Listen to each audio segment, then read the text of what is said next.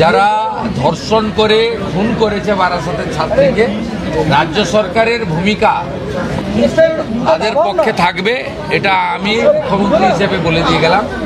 আগের সরকার 16টা পিপি বদল করে আসামিদের খালাস করার ব্যবস্থা করেছে।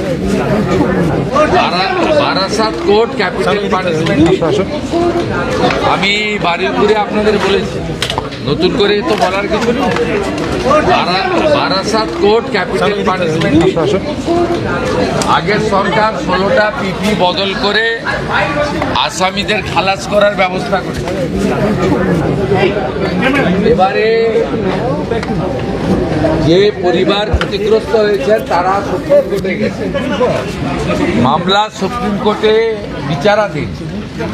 আমি তাদের বলেছি সুপ্রিম কোর্টে রাজ্য সরকারের লয়াররা এখন সহযোগিতা করবে, যাতে তারা যে আবেদন করেছেন সেই আবেদনের সুবিচার থ্রু সুপ্রিম কোর্ট পান। এই মুহূর্তে এটা রাজ্য সরকার বা রাজ্য পুলিশের হাতে নেই। যে সুপ্রিম কোর্টের আইনি লড়াইতে রাজ্য সরকারের ভূমিকা, যারা ধর্ষণ করে খুন করেছে বারাসাতের ছাত্রীকে, তাদের পক্ষে থাকবে, এটা আমি মুখ্যমন্ত্রী হিসেবে বলে দিয়ে গেলাম। সেই ধরনের অ্যাডভাইস বা ডাইরেকশন আমাদের স্ট্যান্ডিং কাউন্সিলকে অলরেডি দেওয়া হয়েছে।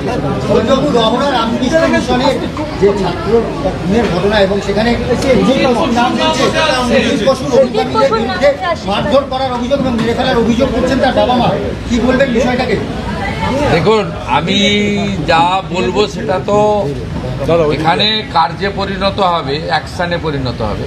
এটা সাংবাদিকদের কাছে বলার বিষয়বস্তু নয়। এখানে মানুষ আসেন, তারা অনেক প্রত্যাশা নিয়ে আসেন। আমি আপনাদেরকে শুধু বলতে পারি, আজকে আমি রাজ্য বিজেপির যারা জিএস, যারা সেক্রেটারি ছিলেন, তাদের কাছে এর আগে যে 5-6টা আমরা জনতার দরবার আমি করেছি, তার অ্যাকশন টেকেনও আমার অফিস ওনাদের হাতে তুলে দিয়ে গেছে। আর তো শুধু দেখনা হয় সোচনা হয়তো আমরা বিশ্বাস করি না, আমরা করনা হয়তো বিশ্বাস করি। অ্যাকশন টেকেন রিপোর্টও আমরা দিয়ে দিয়েছি। মোরলেস 80% অভিযোগের সমাধান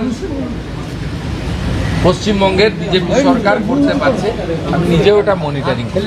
স্যার, 2021-এর ভোট পরবর্তী হিংসায় তৃণমূল দ্বারা আক্রান্ত একটি পরিবারও এসেছিল, তারাও আপনার কাছে গিয়েছেন, তারা বলছেন সাহায্য পেয়েছে। ওরা বিচার পাবে।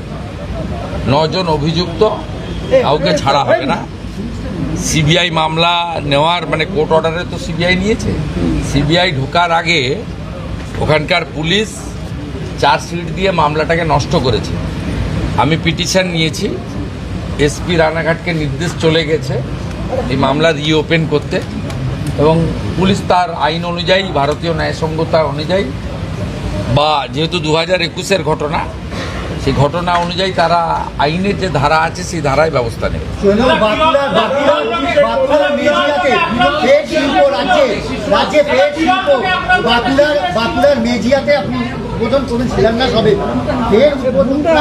কোটি টাকা কে বলি 15,000।